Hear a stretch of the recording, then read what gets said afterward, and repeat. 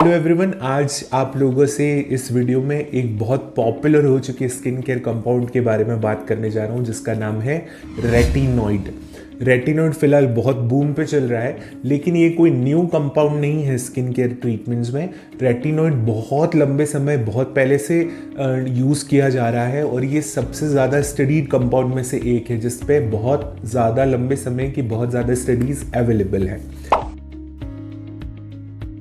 Retinoid उसे कहते हैं जो विटामिन ए के डेरिवेटिव्स हैं या जिनका केमिकल स्ट्रक्चर विटामिन ए से मिलता है, उन कंपाउंड्स को रेटिनॉइड्स कहा जाता है। रेटिनॉइड्स बहुत सारे तरह के होते हैं। मेडिकली इन्हें 4 जनरेशन में डिवाइड किया गया। फर्स्ट जनरेशन जिसमें आपका रेटिनॉल, ट्रेटिनोइन, आइसोट्रेटिनोइन वगैरह आते हैं। सेकंड जनरेशन जिसमें आपके एसिट्रेटिन वगैरह आते हैं। थर्ड जनरेशन जिसमें आपका एडिपिलीन वगैरह आते हैं। फोर्थ जनरेशन जिसमें आपका ट्राइफेरोटीन वगैरह आते हैं। इस तरह की कंपाउंड, लेकिन इसके बारे में हमें ज़्यादा डिस्कस करने की ज़रूरत नहीं है क्योंकि ये वीडियो मैं मेडिकल स्टूडेंट्स के लिए नहीं बना रहा हूँ, आम लोगों के लिए बना रहा हूँ। हाँ, तो आम लोगों के हिसाब से अगर इसे मोटे मोटे तौर पे डिवाइड किया जाए तो रेटिनॉइड्स जो हम लोग स्किन केयर ट्रीटमेंट में फ़िलहाल बहुत ज़्यादा यूज़ कर रहे हैं वो है रेटिनॉल, ट्रेटिनोइन, आइसोट्रेटिनोइन और एडापिलीन। इन 4 कंपाउंड्स के बारे में आज हम थोड़ा डिटेल में बात करेंगे। आम लोग जो है वो रेटिनॉल नाम से बहुत ज़्यादा वाकिफ़ हैं। तो रेटिनॉल कुछ नहीं है, रेटिनॉल एक प्रकार का रेटिनॉइड ही है और ट्रेटिन भी रेटिनॉइड है, आइसोट्रेटिन भी रेटिनॉइड है और एडिपिलीन भी रेटिनॉइड है। ये सारे वो कंपाउंड्स हैं जिनका जो विटामिन ए के डेरिवेटिव्स हैं या जिनका केमिकल स्ट्रक्चर विटामिन ए से मिलता जुलता है। सबसे पहला, रेटिनॉइड जो है स्किन सेल का टर्नओवर रेट बढ़ाता है। स्किन सेल्स, इसका मतलब ये है कि आपकी जो स्किन है वो कई लोगों की एक्सफोलिएट प्रॉपरली नहीं होती है। रेटिनॉइड क्या करता है, इस पुरानी डेड स्किन सेल्स को जल्दी जल्दी हटाता है और नई स्किन सेल्स को जल्दी जल्दी बनाता है। इससे आपको एंटी एजिंग और ग्लोइंग रिजल्ट्स मिलते हैं। दूसरा, कोलेजन के प्रोडक्शन को बढ़ाता है रेटिनॉइड, तो आपको एंटी एजिंग ट्रीटमेंट्स मिलेंगे। आप fine line, wrinkles, deep wrinkles, इसमें भी रेटिनॉइड्स को यूज़ कर सकते हैं। तीसरा है, आपके जो ओपन पोर्स हैं उनको क्लियर करता है और ओपन पोर्स को मिनिमाइज भी करता है। और चौथा है, पिगमेंटेशन को कम करता है। तीसरे पॉइंट्स में हम कुछ बहुत फेमस रेटिनॉइड्स कंपाउंड्स के बारे में बात करेंगे। उन्हें किन किन चीज़ों में यूज़ किया जाता है और किस तरह से यूज़ किया जाता है, इसके बारे में भी बात करेंगे। तो सबसे पहला और आप लोगों का सबसे फेवरेट कंपाउंड है रेटिनॉल। रेटिनॉल एक तरह का रेटिनॉइड है जो कि फर्स्ट जनरेशन रेटिनॉइड है।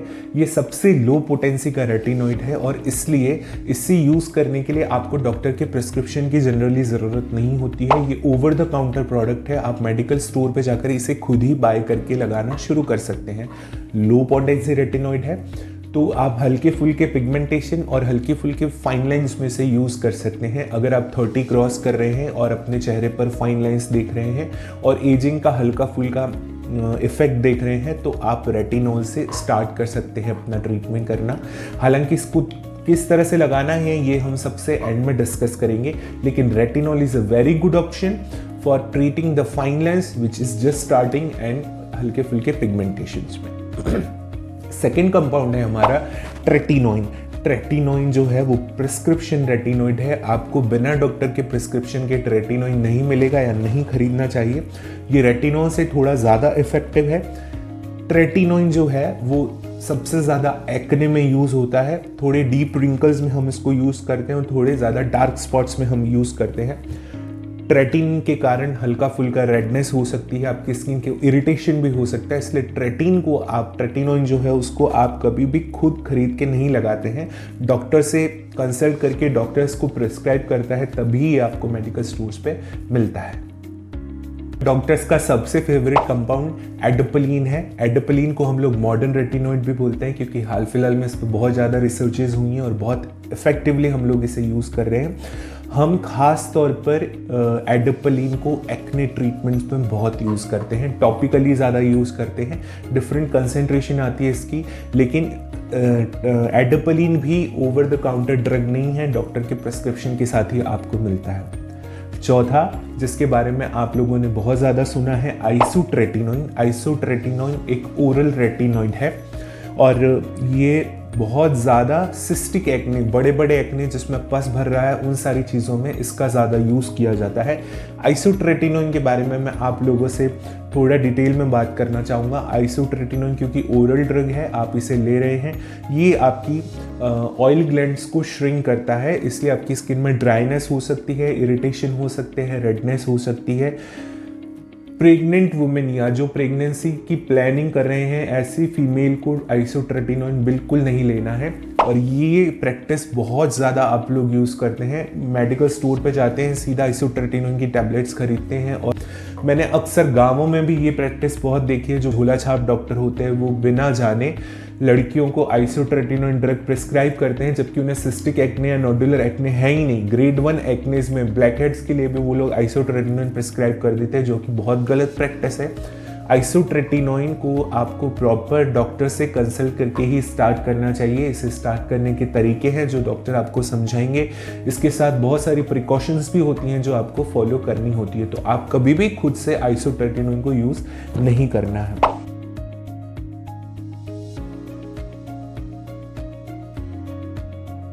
अगर आप over the counter products buy कर रहे हैं, जैसे रेटिनॉल बाय कर रहे हैं, तो ये सेफ़ है।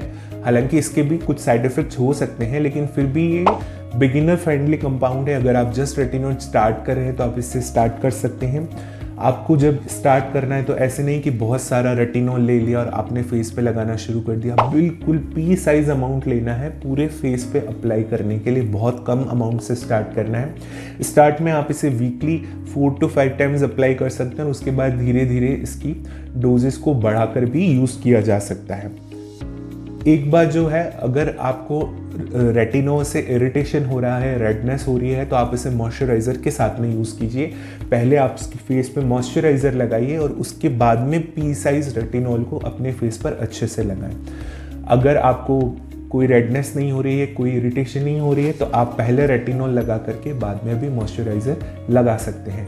रेटिनॉल जो है वो ऑलवेज नाइट क्रीम है। हालांकि ये क्रीम, लोशन, जेल बहुत सारी फॉर्म्स में आता है। आप अगर शुरू कर रहे हैं तो आप क्रीम फॉर्म से या जेल फॉर्म से स्टार्ट कर सकते हैं। बिल्कुल पी साइज अमाउंट लीजिए, पूरे फेस पर लगाइए, उसके बाद में मॉइस्चराइज़र लगाइए। रात को लगा करके सो जाइए। अगले दिन सुबह से एक चीज़ जो आपके लिए सबसे इम्पॉर्टेंट है वो है सनस्क्रीन। अगर आप रेटिनॉल या रेटिनॉइड प्रोडक्ट्स यूज़ कर रहे हैं तो सनस्क्रीन इज़ अ मस्ट। बिना सनस्क्रीन के आप ये प्रोडक्ट्स बिल्कुल भी यूज़ नहीं करेंगे। तो ये था रेटिनॉल के बारे में एक वीडियो। मुझे उम्मीद है कि आप लोगों को काफ़ी कुछ समझ में आया होगा। अगर आपके और कुछ क्वेश्चंस हैं तो कमेंट बॉक्स में ड्रॉप कीजिएगा। और अगर आप अच्छे रेटिनॉल प्रोडक्ट्स के बारे में जानना चाहते हैं कि आप क्या क्या यूज़ कर सकते हैं, तो भी कमेंट बॉक्स में ज़रूर लिखिएगा। मैं नेक्स्ट वीडियो उसी पर बनाऊँगा। तब तक के लिए खुश रहिए, मस्त रहिए।